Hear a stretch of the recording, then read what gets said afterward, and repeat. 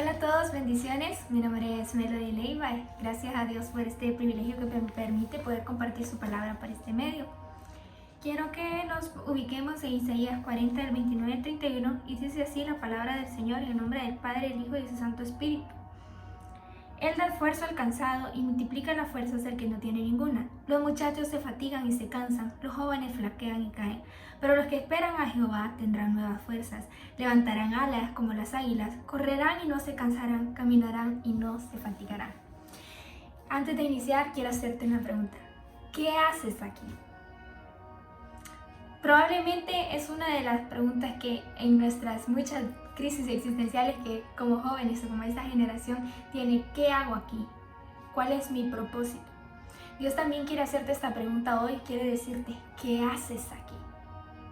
Realmente Dios sabe el propósito por el cual te ha llamado, pero ¿por qué Él te pregunta esto?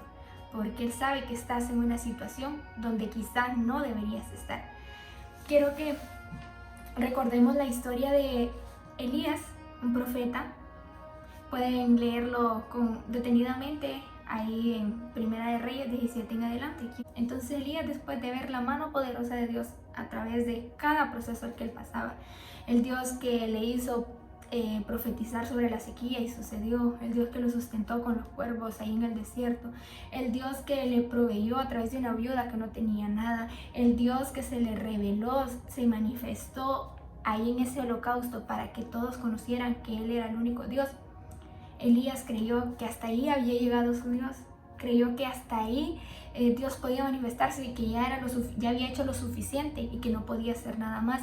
Entonces Elías huye y pues ahí se acostó en un enebro. Luego llega un ángel, le toca, le da comida, le da bebida, pero él se vuelve a dormir. Y cuando se vuelve a dormir, el ángel lo vuelve a tocar y le dice, come, porque necesitas más fuerzas para continuar. Entonces él comió y se fortaleció durante 40 días, 40 noches. Luego llegó al monte Oreb, donde encontró una cueva. Y ahí en esa cueva estuvo. Estuvo en esa cueva con tristeza, desilusión, miedo, depresión. Y no era una depresión, una simple tristeza, sino una depresión de sentirse solo, una depresión de sentir que todo el mundo se le había venido abajo y que solo estaba él. Entonces Dios se le manifiesta y Dios le dice que salga a ver, pero Dios no estaba en ese viento. Luego un terremoto, pero Dios no estaba en el terremoto. Luego fuego, pero Dios no estaba en el fuego. Pero luego viene un silbido apacible y Dios estaba ahí. ¿A qué quiere llevarte esta historia? Que muchas veces nosotros creemos que cuando estamos solos Dios no está ahí, que creemos que Dios solo está en aquello visible, pero realmente Dios puede estar ahí en medio del silencio, ahí en medio donde sientes que no puedes más.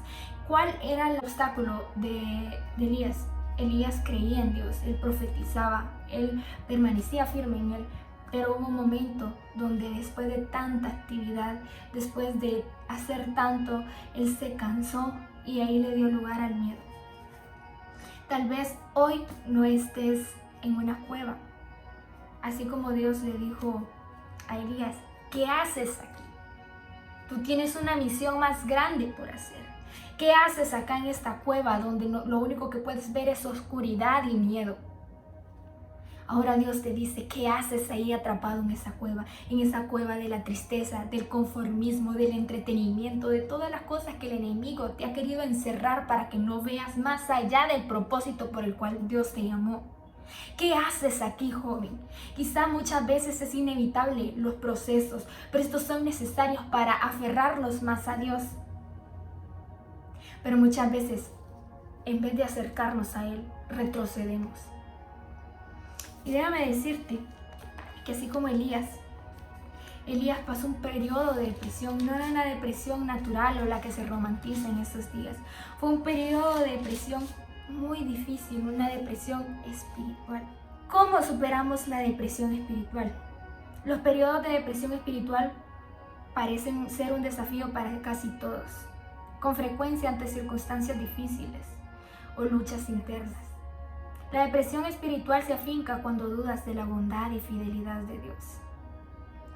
Como ocurrió con Elías, el profeta sucumbió a la desesperanza y la autocomiseración cuando fijó sus ojos en sí mismo y en su situación más que en el Señor. A menudo sentirás la frustración de desesperarte como Elías, que tú has servido a Dios, que tú has estado activo, que tú has hecho esto, lo otro, has visto milagros, pero llega un punto en tu vida donde te metes en esa cueva y crees que ya Dios fue suficiente, que ya no puede hacer nada más por ti. Pero eso solo es el comienzo. Así como Dios tuvo un comienzo con Elías, Él no lo dejó que se estancara en la cueva, sino que le dijo, sal de ahí porque tú tienes que ir a hablar al pueblo, porque yo voy a hacer algo grande con el pueblo y te quiero usar a ti. ¿Qué pasa? Cuando enfrentes temporadas de depresión espiritual, escucha la voz de Dios. Aférrate a su verdad y presta atención a sus instrucciones. Joven, sé que servir a Dios en estos tiempos no es nada fácil, porque hay mucha tentación, porque hay mucha adversidad afuera, mucho entretenimiento que nos hace encerrarnos en esa cueva.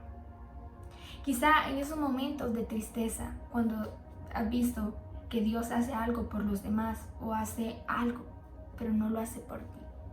Y crees que Dios ha sido suficiente para ellos o ha sido suficiente para lo que viviste atrás, pero de ahora en adelante crees que Dios no puede hacer nada.